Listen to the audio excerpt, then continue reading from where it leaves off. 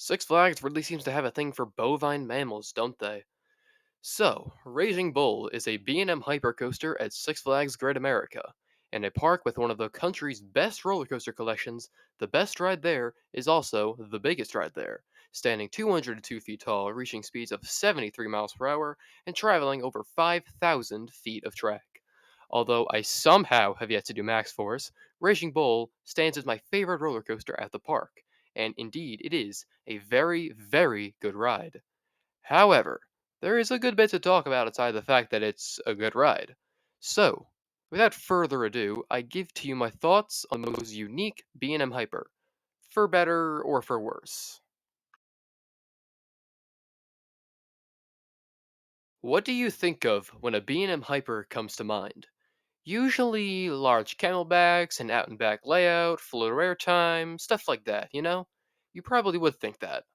Now look at Raging Bull, and throw all of that out the window.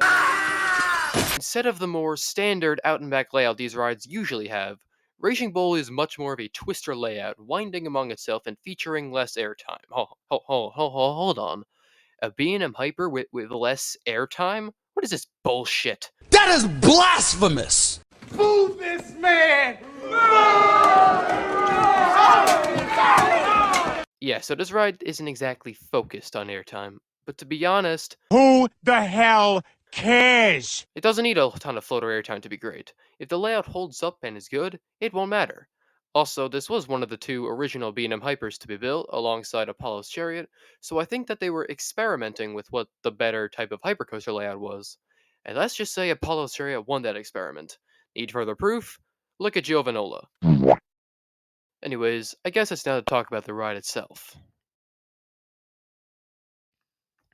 Raging Bull is in the Southwest Territory section of Great America, the best part of the park in my opinion, and it serves as its headlining attraction. Its enormous layout just stands so imposingly over the area and the park in general. You can see this from everywhere in the park. The unorthodox pre-drop also adds to its unique silhouette. Raging Bull's queue is nothing special, this is Six Flags we're talking about, but at least it has good views of the ride. The sign's pretty cool too, I guess. Lines usually are around 30 minutes on busy days, mainly due to the phenomenal capacity. This ride, along with many other hypers, is a people eater. 3 trains and 36 riders per train. Simply fantastic. The trains themselves are also just excellent. B&M clamshells might be the best restraints in the entire amusement industry. And so, you begin your ride. After a quick turn, you ascend your lift hill, providing a beautiful view of the Chicago suburbs.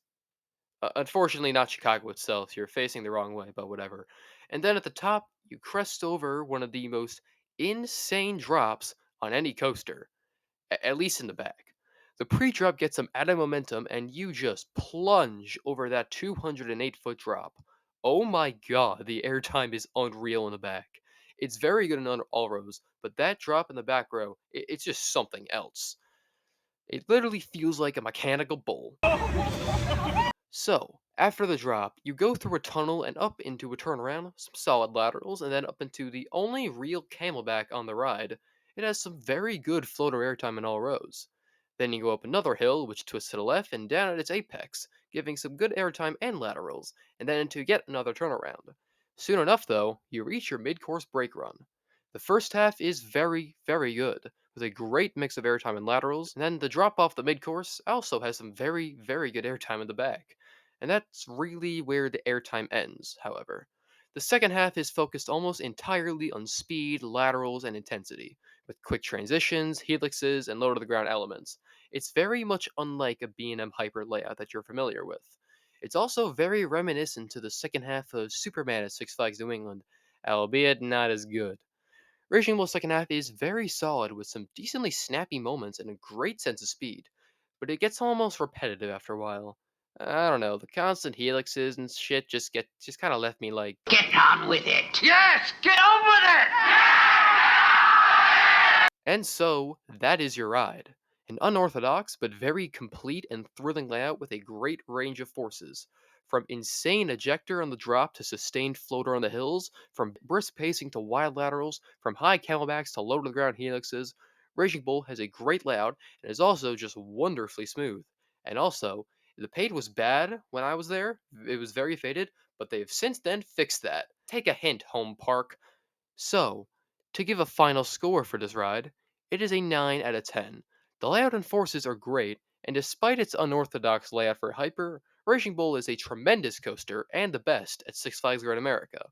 Although by next year, it will likely be the third best coaster in the chain themed to a bull. That is, if Tormenta doesn't have an inkling of a rattle.